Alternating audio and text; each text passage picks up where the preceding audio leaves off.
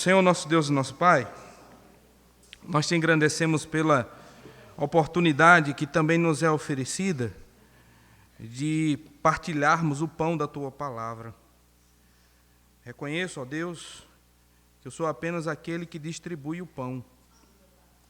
O pão é uma obra Sua, Pai.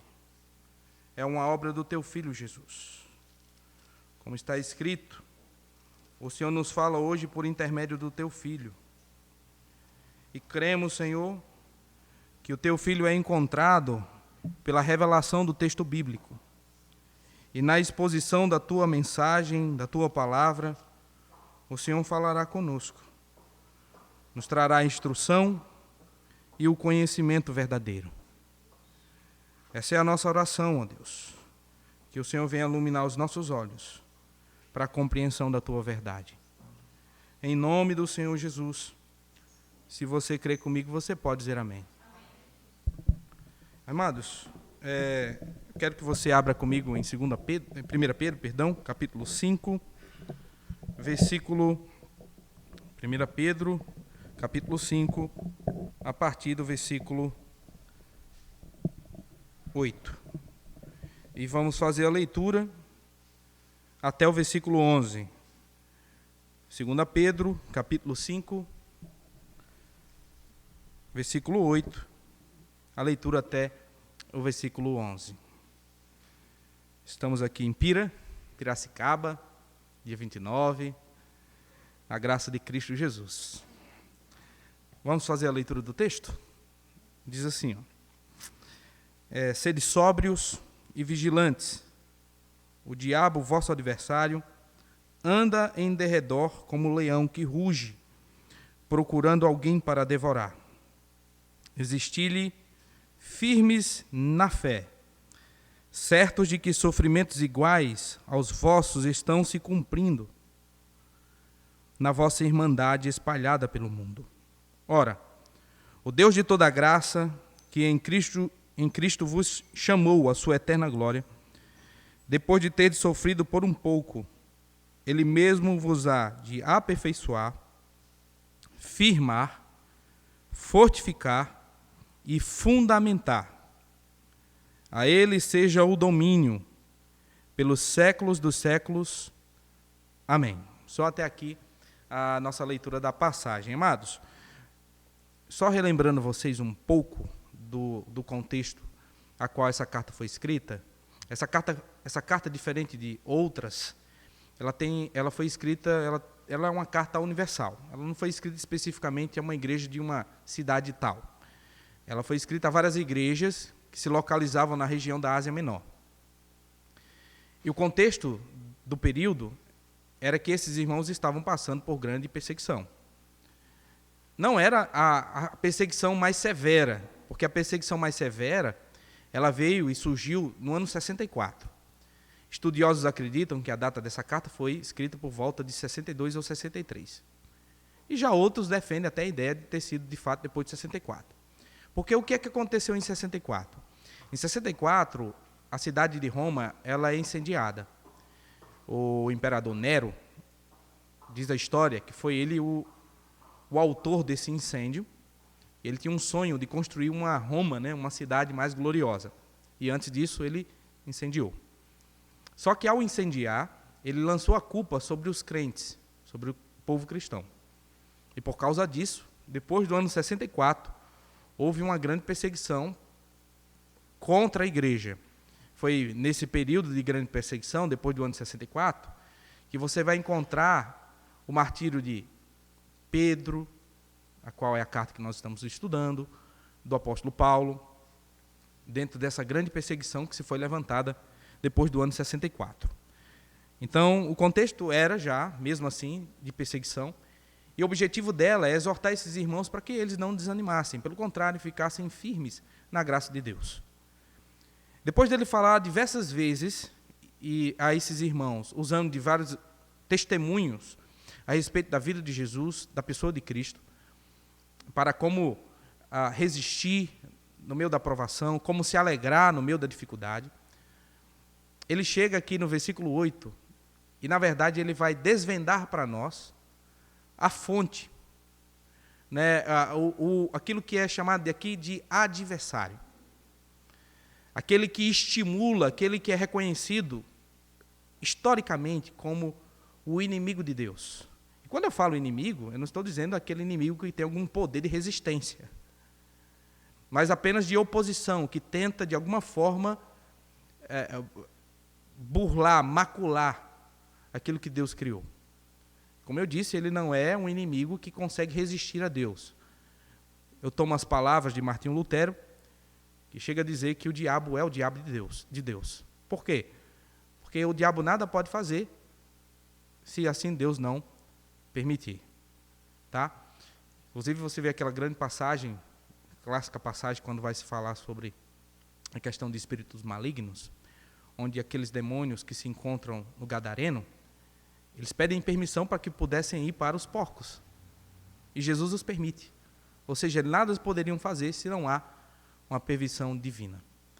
Então ele é um inimigo de Deus, e também um inimigo do povo de Deus, da igreja do Senhor. E aqui, como eu disse, o inimigo é desvendado. E Pedro o chama e o identifica como Satanás, no versículo 8. Nesse primeiro momento, eu quero ver com vocês, dividindo essa passagem em 3 partes. Primeira, a identificação do inimigo, a qual Pedro faz. Segunda, a estratégia do inimigo. E a terceira, a intenção do inimigo. Essa passagem ela mostra 3 coisas. A identificação, ou seja, chega a dar o nome de quem está por trás de toda aquela provação e perseguição. Segundo, ele fala quais são as estratégias deste inimigo. E terceiro, qual é o objetivo dele, né? Qual é de fato, a sua intenção. Então vamos lá. Primeiramente, se atendo à questão da identificação do inimigo. Aqui o inimigo é identificado, Satanás. É interessante que a gente pode ter 2 problemas nesse sentido, quando se refere à pessoa de Satanás. A primeira delas é superestimar a figura de Satanás. O que significa superestimar? É dar a Satanás um tipo de poder que ele não tem, que a ele não foi dado, né? Tentando o tornar de forma pareada com Deus soberano. Isso aconteceu que na história, alguns chegaram ao ponto de criar uma figura, né? Acho que foi o maniqueísmo, que criou uma figura que era oposta a Deus, que representava o mal, e como que fosse aquela ideia do yin e yang, né? Ou seja, que eles coexistem. Ou seja, só há bem porque há mal, e não pode existir bem sem mal. Isso é incoerente, porque Deus existiu por toda a eternidade, e nunca houve mal em Deus. Então, o mal, na verdade, e o diabo, ou seja lá o que for, nada ela é autônoma, ou seja, existe a parte de Deus. Tudo que existe, só existe porque Deus assim o criou, ou o permitiu, né? Essa palavra permitir, só uma tentativa de amenizar alguma coisa. Mas, ou seja, Deus está em tudo. Ele é soberano. Embora isso muitas vezes traga algum tipo de confusão à nossa percepção, mas isso não afeta o caráter revelado de Deus, que Deus é um Deus bom, absolutamente bom. E nós sabemos, porque a Bíblia assim já nos dá, e nós podemos ficar felizes com isso desde já, que o fim, e no fim, Deus, como durante toda a história, sempre triunfou sobre o mal. Mas nós experimentaremos esse triunfo de forma prática, como assim é dito no livro de Apocalipse, onde não haverá mais pecado, onde o mal será, de uma vez por todas, banido. Então nós sabemos que o bem triunfa, que Deus é um Deus triunfante. Então não cabe a nós cair no engano de tentar superestimar a figura de Satanás, tentando tornar alguém que está ali pareado com Deus. Nada se compara ao nosso Deus. Ele é Deus eterno. Ele é Deus absoluto. Tudo está sujeito a este Deus. Quando a Bíblia fala da figura do anticristo, de Satanás e Deus contra estes, é interessante que as menções são o sopro da sua boca, ou seja, quando Cristo vier na sua segunda vinda, ele vai banir o anticristo com o sopro da boca. Isso comparando a um tipo de poeira, né? Que a gente sopra coisas pequenas. Então, tudo diante do nosso Deus é pequeno. Porém, um outro perigo é o seguinte, é nós subestimarmos o inimigo. Esse é um outro perigo, e que muitas vezes você vai ver pessoas subestimando, tentando tornar o diabo aquilo que também ele não é. Por exemplo, algumas vezes você encontra, e eu já fiz isso, tolamente nós falando a seguinte coisa: o diabo é um burro e idiota. Alguém já falou isso? Eu já. Burro e idiota. É claro, irmãos, tudo comparado à sabedoria de Deus se torna pequeno. Mas essa menção, normalmente a gente o faz, talvez comparando a partir de nós, é totalmente errada. Imagina esse ser burro e idiota que convenceu uma boa parte dos anjos. Uma parte dos anjos, né? E arrastou com ele com seu engano. Ou inimigo idiota e burro. Então ele não é idiota. Na verdade, ele conhece a Bíblia mais do que você e mais do que eu. Ele é conhecedor das Escrituras, embora não seja um praticante da mesma, né? Ele conhece, mas distorce através do instrumento do engano. Mas não cabe a nós subestimarmos essa figura. Porque a Bíblia, em nenhum momento, quando vai tratar dessa figura, chamada Satanás, ou diabo, em outras passagens, você não encontra nela nenhum subestimando. É interessante que no livro de Judas, quando fala que o anjo Miguel teve contato com essa figura, ele não ousou proferir palavras de infâmia, mas disse: o Senhor te repreenda. Nem mesmo um anjo, quando tratando com essa figura, agiu dessa forma. Imagina nós, que em glória somos menores do que os anjos. E não adianta você dizer, não, somos maiores, né? Em glória, nós somos menores. Nós somos os filhos de Deus, é fato, uma graça que nos é dada, a redenção e justificação, que não é dada para os anjos caídos. Mas isso não muda a questão da limitação da nossa própria natureza humana. E eu estou falando ainda limitações de natureza humana, não estou nem falando que, embora a natureza humana já é limitada, foi maculada pelo pecado, e aí já piora muito mais. Já dificulta muito mais a nossa condição diante desse adversário. Então, não vamos lidar com essa passagem nem superestimando e nem subestimando, mas tratá-lo com coerência, aproveitando a oportunidade que temos, porque a gente não é uma igreja que fica gastando muito tempo com essas questões a respeito de Satanás, embora reconhecemos que existe algo, e é real, porque a Bíblia assim nos diz, algo chamado de batalha espiritual. Isso é real. No livro de Efésios é mencionado. A nossa luta não é contra carne e sangue, mas contra principados, potestades, dominadores desse mundo tenebroso, contra as forças espirituais do mal. Então a nossa luta não é contra homens.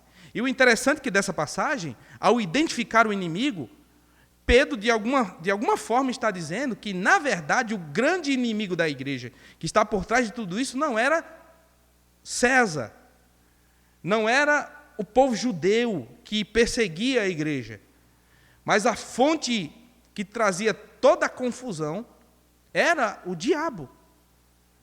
Era este inimigo da igreja.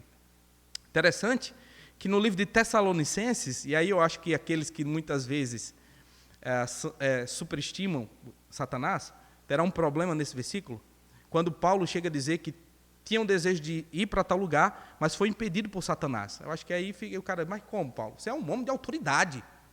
Vai lá, Paulo, repreende as forças espirituais do mal nos lugares estratégicos da cidade. Aí você vai encontrar Paulo mencionando claramente, disse, olha, minha programação era aí, meu desejo era aí, mas o diabo nos impediu. Como foi esse impedimento, nós não sabemos, mas Paulo fala que quem impediu a sua viagem foi a figura de Satanás. Tá? Então, como eu disse, não vamos subestimar e nem superestimar. Então, essa batalha, ela é real, ela existe. E como devemos lidar com ela? É importante identificar o adversário, para que a gente possa saber que ele é real, porque é uma tolice, e muitas vezes as pessoas chegam até a dizer assim, não, o diabo não existe. Isso é um ser de mitologia. Na verdade, o diabo nada mais é do que aquilo que é mal, é isso, é só o mal em si. Mas o diabo é uma figura, é um personagem, é uma pessoa, era um anjo que abandonou o seu estado em rebelião contra Deus, em oposição contra Deus, foi banido dos céus, se encontra na terra, embora já tenha sido sempre sua trajetória com Deus é de derrota, e Cristo na cruz do Calvário vence, isso é real, tanto que Jesus disse, está escrito em João 16, que quando o Espírito viesse, ele nos convenceria da verdade, da justiça e do juízo, da verdade, do pecado, porque não crê em mim, né? Da justiça, porque eu vou para o Pai, e do juízo, porque o príncipe desse mundo já está condenado. Então Jesus faz menção disso, que o príncipe do mundo já está condenado. No livro de Apocalipse diz que o pouco tempo que lhe resta, ele tem como objetivo fazer confusão. Lembra que os demônios diante do Senhor diziam, Senhor, ainda não é chegado a nossa hora. Ainda resta um tempo para essas figuras aí mencionadas como demônios e também diabo. A palavra Satanás, em termos de curiosidade, para que você saiba, ela é mencionada 14 vezes no Velho Testamento e 33 vezes no Novo Testamento. A palavra Satanás. A palavra Satanás significa adversário, a tradução literal. Já uma outra palavra, porque esses dois nomes são os que mais são associados à figura deste anjo que caiu, é a palavra diabo. Porém, a palavra diabo, ela é citada 32 vezes, só que essas 32 vezes é encontrada somente no Novo Testamento. Você encontra a palavra diabo. Enquanto que Satanás significa adversário, diabo significa caluniador, tentador, difamador, ou caluniador, difamador e acusador. Ele é o acusador, ele acusa falsamente. Então, o significado da palavra diabo é esse: caluniar, difamar e acusar. Outros nomes, outras nomenclaturas que são dadas a ele é tentador e pai da mentira. Jesus disse, fazendo referência a Satanás, diz que ele é assassino desde o princípio, e que mente desde o princípio, e que nele não se encontra verdade. A tal ponto que o chama de pai da mentira. Um texto bem interessante, que se encontra em Apocalipse 12, versículo 9, nos dá vários nomes aí no mesmo versículo, a respeito desse personagem chamado Diabo. Então, Apocalipse 12, versículo 9, diz o seguinte: E foi expulso o grande dragão, a antiga serpente, que se chama Diabo e Satanás, o sedutor de todo mundo. Sim, foi atirado para a terra, e com ele os seus anjos. Então aqui você encontra no mesmo versículo, Apocalipse capítulo 12, versículo 9, o chama e o identifica como grande dragão, depois a antiga serpente, fazendo referência à queda do homem, o diabo tomando ou encarnando, não sei qual é a frase, né, tomando o corpo, ou possuindo, na verdade, aquela serpente, tenta a Eva, enganando-a, e fez com que tanto a Eva quanto o Adão comessem do fruto e ambos pecassem. Isso foi a tragédia para toda a raça humana. No mesmo capítulo de Apocalipse 12, depois de fazer essa identificação de nomes, do versículo 12, Apocalipse 12, 12, diz assim: por isso festejai, ó céus, e vós os que nele habitais. Por que festejais, ó céus? Porque antes desse versículo, para você não pensar que é festejar com o que vem a seguir, você encontra que Deus em Cristo triunfa, o sangue de Cristo faz remissão pelos nossos pecados, a acusação perde a sua força, é tirado dele o poder do engano, de enganar as nações, ou seja, de que através desse engano vai impedir com que as pessoas sejam salvas, porque a verdade de Deus rompe, o testemunho da palavra rompe com todo o engano, porque é mencionado que o povo de Deus vence pelo testemunho da palavra e pelo sangue do Cordeiro. Então isso deve ser a nossa razão de festa, porque o sangue de Jesus e a palavra do testemunho, que é a Escritura, é o que nos faz ser triunfantes, e é por ela que nós vencemos o adversário. Só que no versículo seguinte, no mesmo versículo, a parte B, dividindo esse texto, diz assim: ai da terra e do mar, pois o diabo desceu até vós, cheio de grande cólera, ira, fúria, sabendo que pouco tempo lhe resta. Apocalipse 12, 12. Então aqui nós identificamos quem é essa figura, quem é esse adversário, que se encontra em oposição contra a igreja de Deus. O adversário é o diabo, é Satanás. Antes de querer fazer confusão com qualquer ser humano, antes de você pegar em armas carnais, lembre-se que a sua luta não é contra carne e sangue. Antes de qualquer coisa, ore a Deus, identifique o verdadeiro adversário. Não que não exista. Aqui, calma, tá? Por favor, não seja extremo. Para dizer assim, vem um bandido, aí você diz: o adversário é Satanás. E você se ajoelha e diz: agora Satanás, né? Não é nesse sentido, que não seja extremo. Estou falando, é claro que por trás de todos esses atos existe um tentador por trás. Eu estou se referindo àquelas coisas que tudo a gente perde tempo, em vez de gastar tempo orando, a gente perde tempo fazendo confusão. Ao invés de gastar tempo no nosso quarto orando a Deus, apresentando nossas situações, pedindo a Deus sabedoria para lidar com elas, usando das armas espirituais e não carnais, a gente gasta tempo usando das mesmas armas que os carnais usam. E usando elas, com certeza, nós continuaremos na mesma condição. Nada mudará. Depois de identificar, vamos agora para a estratégia. Versículo 8 ainda. Acharam aí? Diz assim, ó. Qual é a estratégia dele? Ele anda em derredor como um leão que ruge.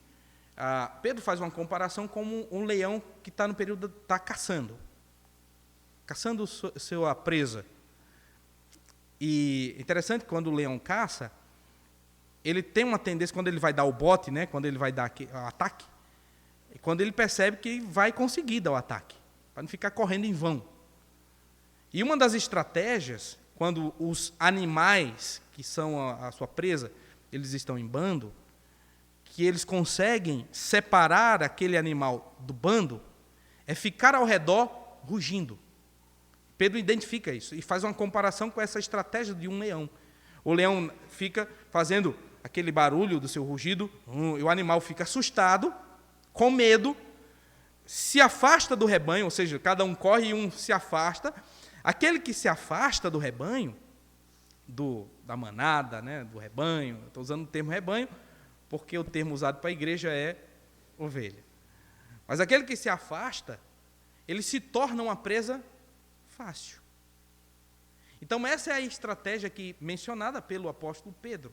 O apóstolo Paulo, Efésios capítulo 6, que é um dos textos que também menciona sobre a batalha espiritual, inclusive Paulo usa menção, diz a nossa batalha, nossa luta não é contra carne e sangue, mas contra principados e potestades. Paulo diz que o diabo é astuto e faz ciladas.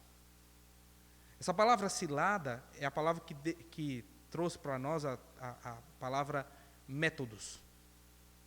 Então o diabo, irmãos, ele não age aleatoriamente. Ele tem métodos. Ele tem estratégia. Ele sabe exatamente os pontos a serem explorados. Aonde atingir, como fazer. E não pense, ele vai explorar tudo. Ele é um inimigo sujo. Ele vai explorar tudo que você imagina. Nem que seja a família, ele vai explorar tudo, irmãos. Tudo. E uma das piores coisas que esse diabo, ele é chamado de tentador. Ele sabe o que tenta você. Tolo é o homem que não luta contra as suas tentações, que alimenta elas, que as torna ídolos. O diabo sabe disso. E ele vai nesse ponto que o tenta. Se é o sexo que o tenta, ele vai nisso. Se é o dinheiro que o tenta, ele vai nisso.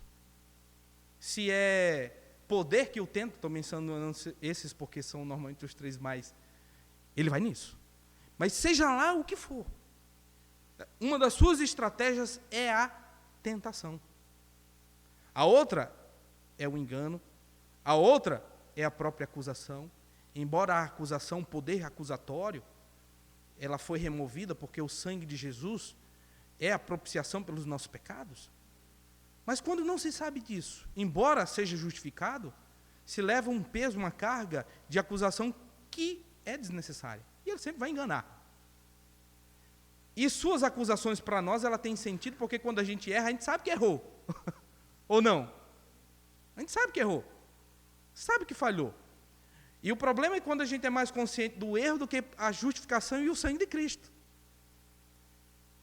E muitas vezes, pior ainda, é quando a gente tenta se aproveitar daquilo que a gente não entendeu direito, que é a graça de Deus e o sangue de Jesus, e a perverte para andar em pecado.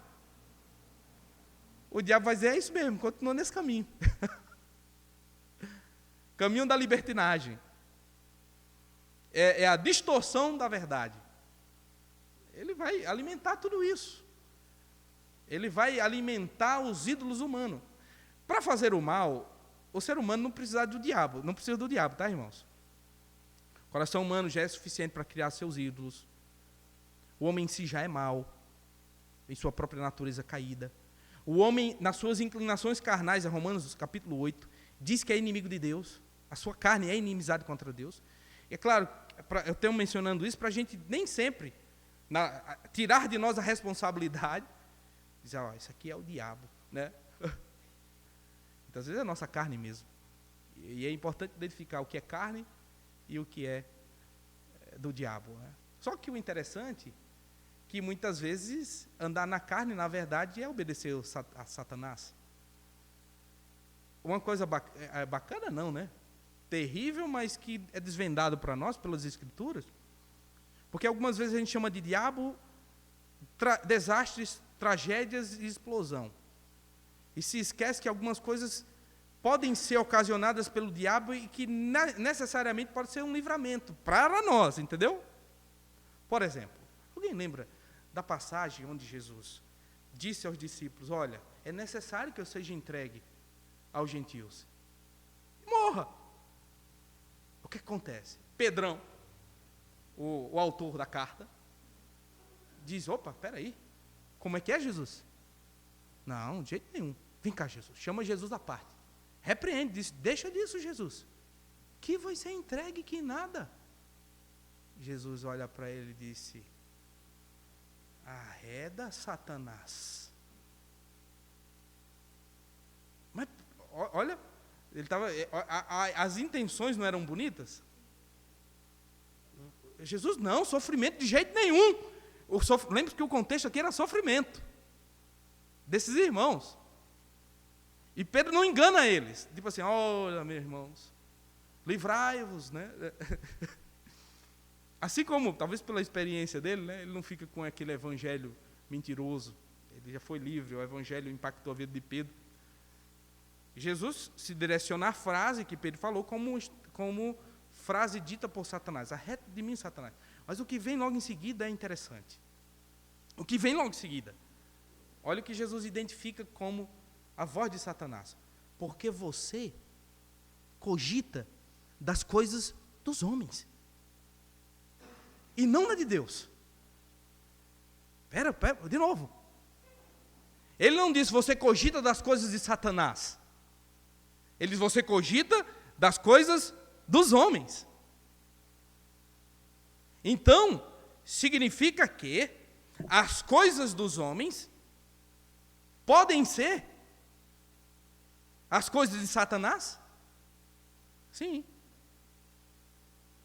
E aí que se encontra o grande problema. Efésios capítulo 2, depois de Paulo falar que estávamos mortos em delitos e pecado, ele diz assim, nós seguimos nossa mente, nossa carne. Ele fala, seguir a mente, seguir a carne, e 3 coisas, se eu não me engano, ele identifica lá, em Efésios 2. Olha que terrível que eu falo assim, né? O homem que pensa, não, é só seguir o que dá na sua telha, né? Faça aí, cumpra todos os seus desejos. É terrível isso. É um engano muito ruim. O diabo vai alimentar, na verdade. Ele não vai impedir, não. Ele não vai dizer assim, não, de jeito nenhum, rapaz, não faça isso, não. Pelo contrário, ele vai dizer, faça isso aí. É desse jeito mesmo. Guie a sua vida a partir dos seus próprios desejos. Viva para satisfazer todos os seus desejos interiores. Efésios 2. Estou falando das estratégias, tá, irmãos? E uma das estratégias mais exploradas é a tentação. É saber aquilo que tenta o nosso coração. E a tentação fala de desejos. É interessante que a lei, que os 10 mandamentos, embora nós vivemos pela fé, e somos justificados somente pela fé em Jesus Cristo, não pelas obras da lei, mas a lei nos serve de padrão. A lei ela é eterna no sentido de que ela sempre expressará aquilo que é perfeito. Perfeito no sentido que Paulo menciona lá, né? Que a lei é boa. Ela expressa aquilo que é bom. Não matar continua sendo bom. Não adulterar continua sendo bom. Essas coisas continuam sendo bom e não há nada contra elas. Ou ainda hoje, não, vamos matar. Não, elas são boas em si. O erro é tentar ser justificado por elas. Esse é o erro. Aplicar e achar que somos justificados pela obediência destes mandamentos e não pela fé em Jesus. O primeiro mandamento fala não ter outros deuses perante o Senhor. O último, não cobiçarás. Na verdade, irmãos, sabe quando a gente sabe que criou um outro Deus? Quando a gente cobiça outra coisa mais do que o próprio Deus. Entendeu, não? Para John Piper, ele tem uma frase interessante, ele diz que o primeiro mandamento e o último mandamento é como se fosse um colchete, que todos os outros estão dentro. O primeiro e o último. Se você ama a Deus e não tem outros deuses esperando o Senhor, aquilo que está por baixo dele, o cumprimento ou não, ou a renúncia de algo, a partir da graça que Deus nos supre, a gente busca aquilo. Mas o último mandamento é o que torna possível a quebra de todos os outros que estão no meio. É a cobiça humana. O Tiago diz que a guerra é derivada das cobiças.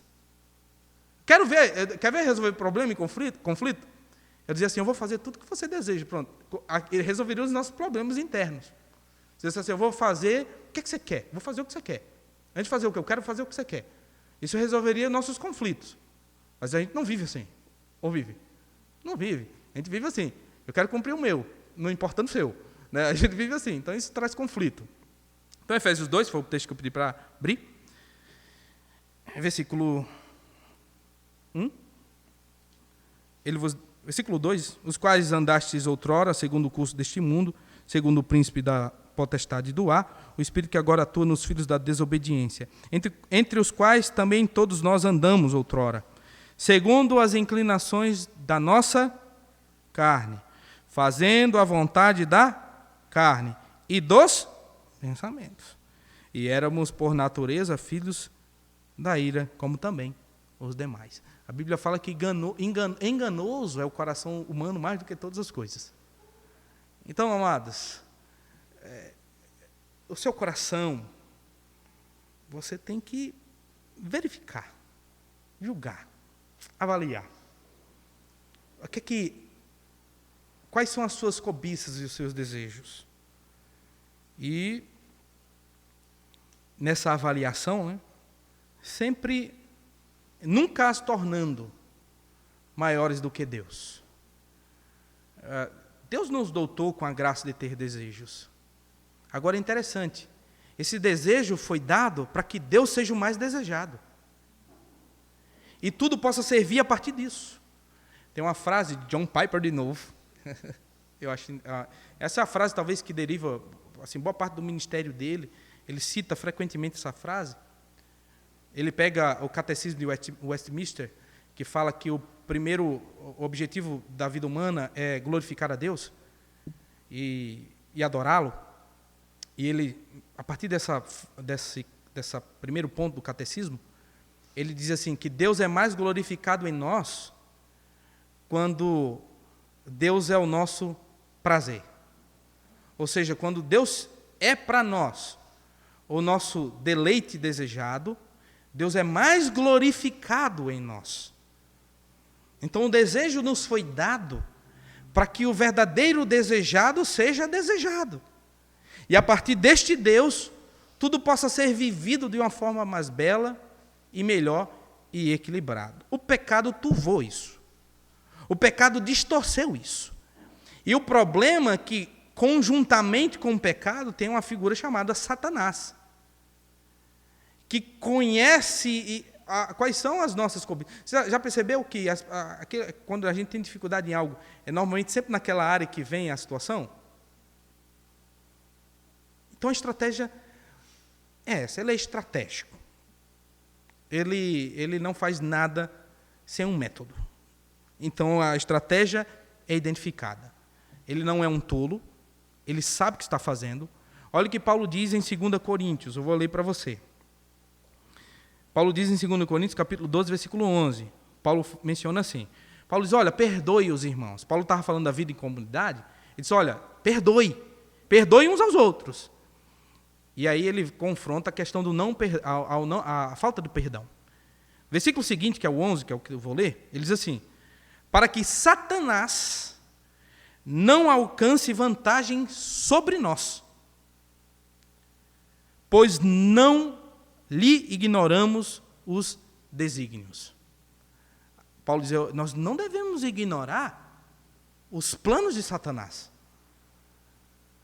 Porque, irmãos, se você está de pé, vou dizer de novo, você está de pé, por graça. Se Deus dissesse assim, eu vou soltar Satanás 1 segundo, dizendo, faça tudo o que você quiser sobre ele, 1 segundo seria suficiente. Você seria devorado.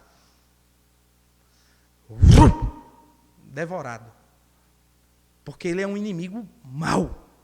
Não há bondade nele nenhuma. Ele não vai fazer ponderando aquela... será que eu...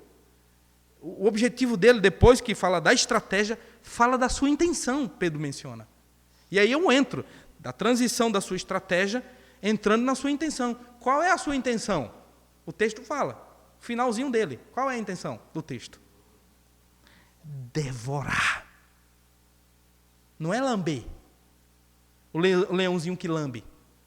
Estou ao redor, rugindo como leão, para lamber. Vou lamber. É o gatinho que lambe. Não, é devorar. É comer. É destruir. É acabar. É assassinar. Então esse é o objetivo dele. Essa é a intenção dele. Essa é a forma que ele vai agir. Agora, continuando o texto, como lidar com tudo isso? Como se relacionar? Qual é a nossa postura diante desse adversário? Pedro também vai nos dar como devemos nos manter e qual deve ser a nossa postura diante desse adversário. Vamos lá? A primeira menção que ele faz de postura nossa é no mesmo versículo 8. Eu primeiramente identifiquei o inimigo, mas agora vamos retornar para o início do versículo 8, que diz assim: sede sóbrios. A primeira coisa que Pedro identifica da nossa postura diante do Satanás, do inimigo, é sobriedade. Ser sóbrio. Ser sóbrio é pensar de forma clara. É diante da realidade ter uma visão clara e um pensamento claro. Não ser louco, não ser insensato diante dela. Não negando-a, mas a reconhecendo que existe e é real. E que claramente eu tenho que lidar com aquilo. Isso é sobriedade. Insensatez ou não sobriedade, essa sobriedade é mencionado muitas vezes contra a questão da embriaguez. A embriaguez é uma coisa que, o seu fruto, né, a Bíblia fala, é corrupção, é destruição, é tirar do homem a sua inibidade, ele é inibido para fazer algo. A bebida alcoólica tira toda rouba dele a sensatez de avaliação, de julgamento, e este homem age com as suas inclinações carnais. Então, essa palavra sobriedade ela é usada muito em contraste com a questão da embriaguez. Mas aqui o homem pode estar sendo insensato sem nem mesmo estar embriagado. E a insensatez pode ser a partir do ponto de que eu não conheço a vontade de Deus, que eu nego uma realidade, eu tento lidar diante dessa realidade, tornando-a em algo irreal, achando que eu fazendo isso, eu vou transformar isso como irreal. Isso é insensatez. Olha que Paulo fala sobre a questão da insensatez. Embora ele não use o termo insensatez, mas ele fala retornar à sensatez. Então, significa que as pessoas estavam em insensatez. 2 Timóteo 2,26 diz, 2 Timóteo 2,26, mas também o retorno à sensatez. Nos versículos anteriores ele fala que Deus tivesse misericórdia, concedendo aos homens misericórdia, tanto para serem salvos, e que eles também retornassem à sensatez. E continua, livrando-se eles dos laços do diabo. A palavra laço significa armadilha. É que você colocar... É o papalégua, lembra o papalégua? O bichinho lá, o coiote, né, doido? O coiote era doido mesmo, não pegava nunca o papalégua. Mas aqui não é o papalégua, tá? E o coiote, o diabo não é o coiote. Então, ele de vez em quando enreda pessoas. E pega no seu laço. E estes homens estavam no laço. E Paulo está dizendo que eles também voltem à sensatez e livrem-se eles do laço do diabo. Tendo sido feitos, está enlaçado, caiu na armadilha, tendo sido feitos cativos por ele para cumprirem sua vontade. Então Paulo fala sobre a questão de ser sensato na vida. Vamos retornar agora para Pedro. Se você estivesse em Timóteo, né? Retornar para Pedro. E vamos para a segunda coisa que Pedro menciona sobre a nossa postura diante de Satanás. A primeira foi sobriedade, a segunda é vigilância. Estar vigilante é você não ser negligente. Dizer, é vigilante, é com os olhos abertos. Estado de vigilância. Interessante, irmãos, que o exército, no treino, eu fui do exército, né? Por incrível que pareça. E lá no exército, no período do acampamento, que é um treinamento psicológico e físico para possibilidades de guerra, embora a gente vive um país extremamente pacífico, graças a Deus por isso, mas lá a ideia é tentar simular, né, esse estado psicológico. Hoje tem sido amenizado mais, né, com a questão, hoje está mudando um pouquinho, mas no meu tempo ainda havia um certo tipo de pressão muito grande psicológica, na hora de se alimentar, dormir e outras coisas mais. Então você ficava nesse treinamento, você tinha sua mochila com as suas coisas, com seu cantinho com água, na mochila você tinha era chamado de ponche, um tipo de capa de chuva grosso, que servia também não só para se livrar da chuva, mas também era útil para fazer uma barraca, você fazia coisas com esse mesmo material, né? Uma barraca para se abrigar da chuva, para andar com ela também para se livrar da chuva, porque a água, a umidade, ela acaba com a pessoa, né? Ela também, junto com toda a estrutura do fardamento, era útil para você criar ar dentro dela para atravessar rio. Uma série de coisas você era treinado nesse período. Então, tinha, fora as roupas, fora a mochila com esses utensílios, você também tinha aí o fuzil na mão. Esse fuzil era o nosso amigo, né? O nosso amigo, de jeito nenhum você tem que deixar o amigo de lado. Então, nesse exército, era treinado para você não deixar o amigo de lado mesmo. Você dormisse, se você vacilasse e deixasse o fuzil, tinha uma figura chamada sargento, que era o Satanás, para o soldado. Acho que o sargento era o diabo do soldado. Desculpe se algum sargento ouça isso. Mas ele era um instrumento de pressão psicológica. Ele ficava alerta, vendo qual soldado estava cansado, dormindo, e que nesse dormir, o seu fuzil saía, né, porque você dormia com o fuzil meio que abraçado com ele. Se deixava de lado, ele pegava aquele fuzil, você acordava. E cadê meu fuzil? Aí você ficava feito doido. Fuzil! Fuzil! Aí o sargento sabia, ficava só olhando. Aí chega uma hora, vamos ficar todo mundo em ordem, tal. Aí vai, você tem que estar com o fuzil. Seu fuzil, amigo. Não, fuzil, não sei, dormi. Dormi, o que acontece? Aí pega um tronco. Perdeu o fuzil? Foi? Dá um tronco para você. Vai ficar com um tronco correndo. Com um tronco. Isso era para ensinar a estar de vigilância. Na guerra, na luta, você tinha que estar vigilante. Pronto. Para se o inimigo atacasse, você está já alerta, pronto para a batalha. Então Pedro fala, nós temos que ser vigilantes. Nós temos que estar alertas. É o poder de identificação. A sobriedade é importante e a vigilância para identificar. Ver rápido. Epa, isso é Satanás. Eu conheço isso. Isso é o diabo. Vigilância.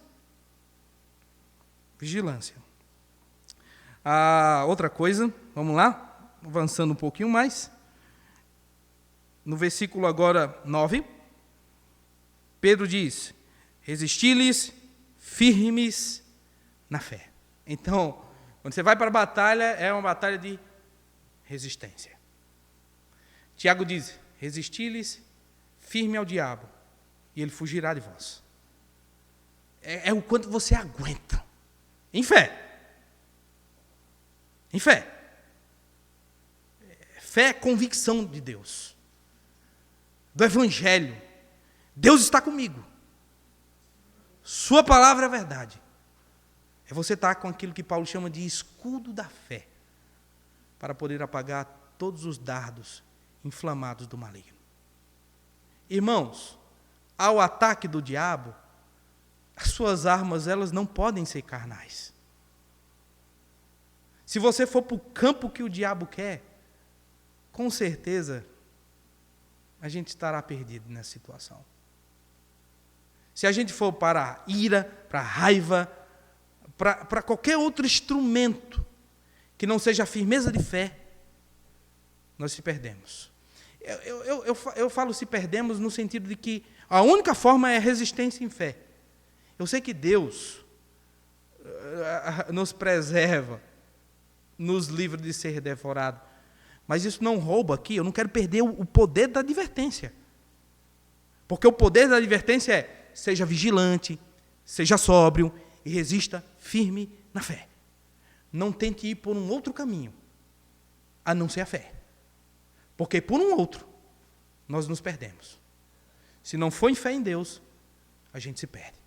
Então, seja resistente em fé. E por último, é a certeza do sofrimento. Por incrível que pareça. Certos de que sofrimentos iguais aos vossos estão se cumprindo na vossa irmandade espalhada pelo mundo. Então, é certeza do sofrimento. E não só essa certeza, mas dizer assim, espera aí, não sou eu somente. Existe uma irmandade, que são os meus companheiros, nessa provação e nessa luta. Eles estão juntamente comigo sofrendo. Paulo chamava os discípulos: venham juntos comigo sofrer por causa do Evangelho. Vocês são meus companheiros de sofrimento. É bom ter companheiros de sofrimento. É bom ter pessoas que sofram conosco, que estão junto conosco, dizendo: irmãos, dividindo as cargas, dividindo os pesos. Então são essas 4 posturas que Pedro menciona que devemos ter diante desse adversário, a qual já foi identificado, mencionado sua estratégia e sua intenção. Diante disso, seja sóbrio, vigilante, seja firme em fé, resista firme na fé e, por último, consciente de que na provação nós temos uma irmandade que junto conosco estão sofrendo. Amém, justos? Agora vamos encerrar, me permita para que eu não encerre abordando, e poderia, sem problema nenhum, porque é a palavra de Deus, mas eu quero encerrar no versículo 10 e 11, foi o que eu li, entrando na figura de Deus. E aqui nós vamos ver, no versículo 10, me permita o tempo, eu farei isso rapidamente. Versículo 10 ao 11, nós vamos ver algumas coisas no que se refere a Deus. Primeiro, Pedro menciona o que Deus é. O que Deus é? Deus é o Deus de toda graça. Irmão, você está de pé por graça, porque Deus é o Deus de toda graça. Estou fraco, Flauber. Existe graça para você. Quando você diz assim: eu acho que não dá mais, tem graça para você. O Deus de toda graça está conosco. Ele não é o Deus de todo mérito, justos. Ele não é o Deus da barganha. Ele é o Deus da graça. Não é o Deus que vai te ajudar quando você fizer tudo certo. Ele é o Deus da graça. Fico feliz por isso.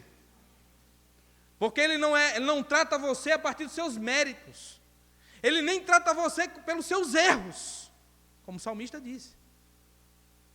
Ele dá graças a Deus porque nós não somos tratados segundo os nossos pecados, mas segundo a sua misericórdia. Segundo a sua graça que Deus se relaciona conosco. É um Deus de toda, assim, é um Deus cheio de graça. É esse Deus maravilhoso. Aquele que vai a Ele nunca é rejeitado. Aquele que está cansado, que vai a Ele, recebe refrigério. Deus é o Deus de toda graça. Esse é o nosso Deus. Independente do inimigo, das coisas, do adversário, dos sofrimentos, a graça é maior. O Deus de toda graça é maior. Então você tem esse Deus de toda graça.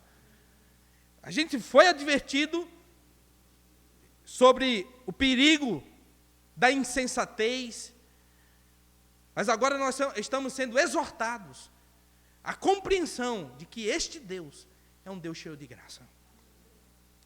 Segunda coisa que Pedro menciona, aquilo que Deus fez, e que em Cristo vos chamou a sua eterna glória.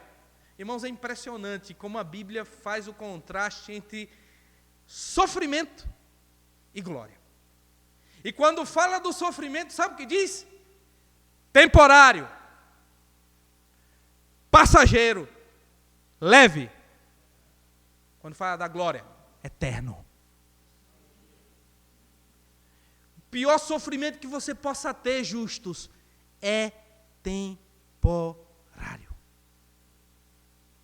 E o que você foi chamado não é para sofrimento eterno, mas para a glória eterna. Louvado seja Deus. Não é? Você foi chamado para a glória eterna, não para o sofrimento eterno. Em Cristo, em Jesus, e somente em Jesus o chamado é glória eterna. Fora de Cristo, o sofrimento é temporário e é eterno. Eu vou dizer fora de Cristo. Por isso que ele menciona aqui, que em Cristo nos chamou. Porque em Cristo é chamado para uma glória que é eterna. Fora de Cristo, até as glórias são temporárias. São passageiras, são humanas. Mas em Jesus, embora passamos por provações de dificuldades, elas são temporárias, mas a glória que há de ser revelada a nós, a glória que se aperfeiçoa em comparação, que é muito mais pesado, Paulo em 2 Coríntios, quando faz a comparação entre glória e sofrimento, ele diz que o sofrimento é leve e momentâneo. É interessante que ele faz o contraste em termos de um peso. Ele diz, olha, é leve.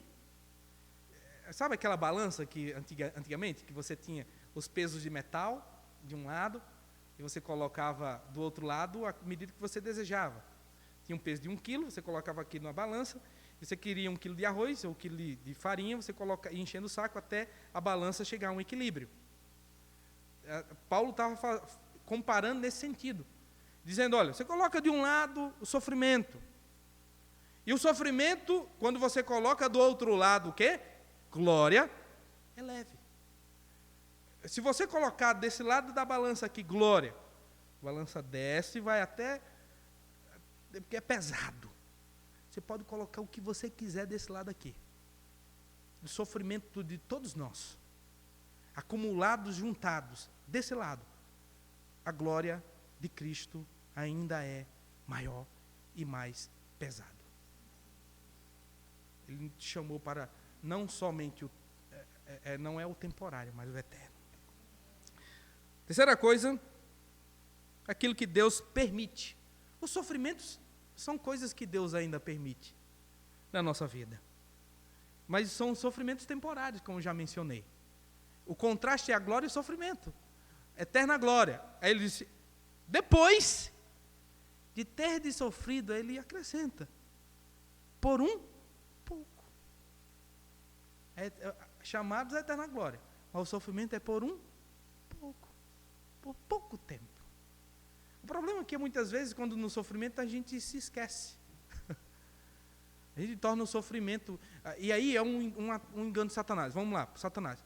Olha um terrível engano de Satanás, Justus. É que ele faz o seguinte, no sofrimento, ele maximiza o sofrimento. E minimiza a glória de Deus. A gente fica tão turvado com o sofrimento é grande demais, meu Deus do céu. Eu não aguento. E a gente não consegue enxergar a glória que é bem maior e mais pesada do que qualquer sofrimento. É por um pouco. É pouco tempo. A saída, e alguns pensam que a morte é a saída do sofrimento, né? É um engano terrível. Somente Deus é a saída do sofrimento. Talvez a morte para alguns é apenas a continuação de um sofrimento eterno. Nesse mundo onde as pessoas estão se suicidando, e eu falo isso com muito cuidado, porque eu não quero ser insensível diante disso. Mas alguns tomam a saída da morte como se fosse a única possível, a solução. Está muito ruim, está muito mal. Se eu tirar a minha vida, eu vou resolver esse problema. Talvez ampliou o problema. Agora é eterno o problema. O que poderia ser pouco e temporário, se tornou eterno. Mas em Jesus, e somente em Jesus, aquilo que é para você ou para mim possa ser grande, é leve, é pouco, e a nossa eternidade é a glória de Deus. Então Deus permite por um pouco de tempo sofrimento, tá, justos? Fique firme, na fé. O que Deus faz, depois de ter sofrido um pouco, o que Ele faz? Ele mesmo, não é outro, é o Deus pessoal, Ele mesmo, vos há de aperfeiçoar, firmar, fortificar e fundamentar. Louvado seja o Senhor, justos. Ele pega o instrumento do sofrimento e pela sua graça da salvadora, Ele usa esse sofrimento para aperfeiçoamento. O sofrimento na vida do Filho de Deus é um meio também, não único, mas também, que Deus usa o sofrimento para transformando em bênção, em bem, em algo proveitoso. Para o filho é uma correção, pode ser uma correção. Mas para o ímpio é somente punição, não tem propósito de aperfeiçoamento. Mas para nós, o Deus em Cristo, pessoalmente, Ele nos aperfeiçoa, nos fortalece.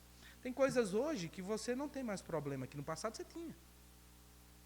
Que no passado talvez era maximizado para você, mas hoje você lida bem com isso. Não porque simplesmente você agora, porque você aprendeu pela experiência, pela graça de Deus que te ajudou. Mas, como eu disse, a gente tem tendência para esse esquecimento, né? Não se esqueça, Deus supriu você ontem. Ele vai suprir hoje e vai suprir amanhã. Até aqui nos ajudou o Senhor. Não se esqueça disso, justos. Até aqui o Senhor te ajudou. Será que agora ele diz, amanhã é você? Será que é isso? Não. Olha para a sua vida, da graça de Deus, salvadora, libertadora, que fortalece, aperfeiçoa, fundamenta, fortifica. É o nosso Deus. E eu encerro dizendo, diante de tudo isso, diante desse Deus gracioso que nos ajuda, eu encerro dizendo o que esse Deus merece. O que Ele é digno. O que você deve fazer todos os dias da sua vida. Ao acordar, ou antes de dormir, ao trabalhar, ao sair, ao vir para a igreja, ao se reunir, a criar os seus filhos, a se relacionar com o seu marido, em tudo que você fizer, a Ele seja o domínio. A Ele seja o domínio. O domínio não está nas mãos de Satanás, o domínio não está nas nossas mãos, a Ele seja o domínio. Ele tem um domínio. Nada foge do seu controle. Nada. Fugiu do seu? E foge um monte de vezes, viu, irmão? Foge demais. E a gente tem controle, se a gente não tem controle nem de...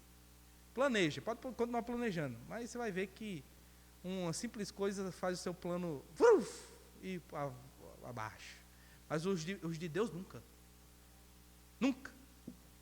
O Deus que nós cremos, Ele tem domínio em suas mãos. Ele é o Deus soberano.